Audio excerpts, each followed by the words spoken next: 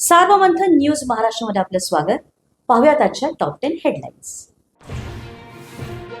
जिल्हा परिषद आणि पंचायत समिती निवडणुकीतही महायुतीचा बोलबाला. भाजपाचे सर्वाधिक सदस्य. महाविकास आघाडीची पराभवाची मालिका कायम. पुण्यात अजित पवारांच्या राष्ट्रवादीला घवघवीत यश. महापालिकेमध्ये यश मिळवणाऱ्या भाजपाची दमछाक. विजयानंतर अजित पवारांच्या आठवणीनं आमदार सुनील शेळके भाऊक. सोलापूरमध्ये भाजपचा अभूतपूर्व विजय. जिल्हा परिषदेच्या सर्व 6 आणि पंचायत समितीच्या सर्व 12 जागांवर भाजपाचं वर्चस्व. एकत्र लढणाऱ्या दोन्ही शिवसेना राष्ट्रवादी आघाडीचा दारुण पराभव.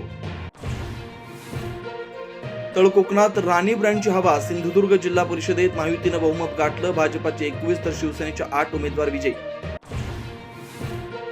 साताऱ्यात भाजपाचे मंत्री जयकुमार गोरेंना धक्का. निवडणुकीमध्ये भाऊ अंकुश गोरे आणि वहिनी भारती गोरे पराभूत.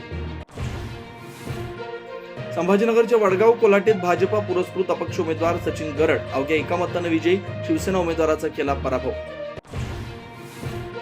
शरद पवार पुण्याच्या रुबी हॉल रुग्णालयात तपासणीसाठी दाखल. श्वसनाचा त्रास होत असल्याची माहिती. सुप्रिया सुळे, सदानंद सुळे रुग्णालयात.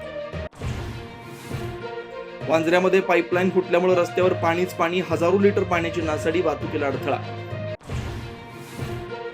जगामध्ये वाहतूक पोलिसांची हुज्जत घालणं. मद्यधुंद तरुणांना पडलं महागात. खाकीचा हिसका दाखवताच मागितली जाहीर माफी.